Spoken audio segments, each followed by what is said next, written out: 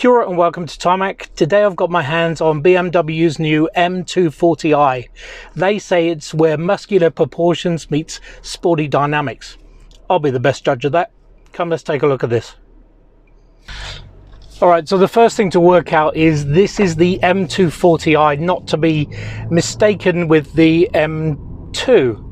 So basically this one has the X drive, so it's four-wheel drive, and actually, which I'll get to in a minute, is actually faster than the M2, so this could actually be the better buy if you're into that, and also the four-wheel drive stuff. So all good from there. When it comes to proportions, like I said, this has got that beautiful coupe style with the long nose and the wider stance. And in actual fact, this is now 31 millimeters wider than the previous model. So certainly if you're after something that really sits low on the ground and wide and squat, then this is it.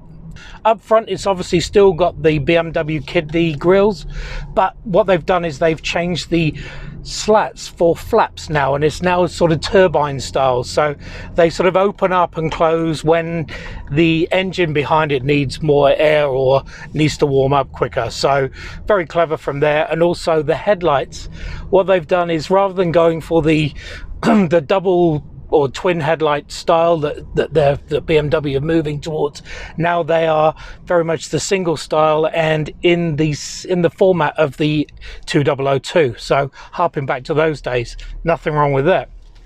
The other change up front is down the bottom vents. They are now triangular, so trying to get to that more edgy, dynamic look, but again, it's all about the width and the girth of this vehicle. And that carries on down the side where you've got these lovely 19-inch feet, so with Michelin pilots on them, so plenty of rubber to keep you on the ground. And also around the rear, the tail lights are right out to the edge, so again, giving it that big wide stance. And also twin tailpipes, so always good from there. So for those that have been inside a modern BMW, you'd be quite familiar with the layout here. The cockpit is very BMW-ish, and also they've actually made it a little bit sportier. So there's a lot more sporty trim as far as it comes at you. This is a really nice dash from here. And also the big thing for me is these door panels or door cards. They've got the BMW colouring on them, but also they light up at night. It's very, very cool. But the rest of it, like I said, M steering wheel, sportiness, and also the Hey BMW will come in and help you through with everything you need as far as navigation, changing the radio station, which the tunes are actually played through a Harman Kardon system. So really cool from there. Other than that, really good layout. The seats are so comfortable and incredibly sporty, and really the side bolsters are great for when you decide to throw it in corners, and this vehicle will allow you to throw it in corners. Also, when it comes to driver's aids and safety, this car is loaded with them. It's got BMW's suite of it, actually. So even to the point where it will park itself, it's got the reverse assist, so it'll go back the 50 meters you've got, or remembers the last 50 meters where you drive in. You've got blind spot, you've got adaptive cruise control, you've got literally everything. Under the bonnet is BMW's 3-litre straight six, which is basically twin power turbos. So it's got not the two turbos, but the one turbo that acts like a two turbos in easy layman's terms. What it gives you is 285 kilowatts and 500 newton meters of torque, all when you go into that Sport and Sport Plus, which actually, when you do it, changes it into the note changes, and boy, it's got plenty of power. See if I can show you that in a second. 0 to 100 time is in 4.3 seconds, which, like I said, is actually faster than the M2. Brilliant.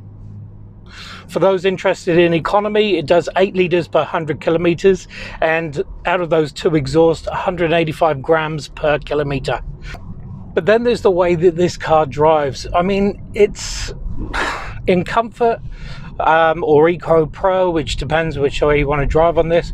It's not back-breaking. The suspension's rather pliable. I mean, like I said, these seats are so comfortable, and visibility is actually not bad for quite a small coupe. The wing mirrors are sticking out quite nicely. There's actually a fair amount of visibility out the rear, big windscreen, and then you've got the long nose where you can see where you're going from there. Now, comfort may be good, but really this is a sports car. Put it into Sports Plus, and like I said, the engine note changes. It's quick, it's responsive, the suspension toughens up, and everything becomes tough. Actually, it's a real muscular driver's car, and I know that that's been done to death when you talk about BMWs, but this really does drive like an animal when you need it to. Suspension, like I said, it's good, and then just that exhaust note. It's just great and makes you want to drive it fast. Very, very cool. What do you guys make of this color? It's called Thunder Night Metallic, and it's very purple, but I don't know, I think this car pulls it off. It wouldn't necessarily be my first choice, but I'm quite happy with it. The other thing of note is this 8-speed transmission. It slips up and down the gears so well, and when you're in Sports Plus, and it just holds the gears that you want to be in, ready for the next one to go up, and when you're braking, rev matches down, so it does always find that gear that you're after without, and then the power just comes on so nicely. It just puts a big smile on your face wherever you are. And at this point, I would normally be trying to find some country roads to really get a bit angry with, but I don't know. It's kind of a nice tourer as well as a sports car, so it does offer that best of both worlds when it comes to there. But at the moment, I'm just heading around or chilling around in Auckland City and just having fun. It is, of course, very sure-footed. I have taken it on some lovely long country roads and really put it through its paces, but like I said, it's also just such a nice tourer, so you can just relax and it'll go around its day-to-day business. Is nice. It's not too low in the front, so as I have just been over some speed humps, it's not dragging its bottom lip across there. It's just having nice amount of fun, but it does pick up nicely if you want to give it a bit of a kick. I know BMW are really moving towards this or embracing the EV world, but it does do straight sixes so well.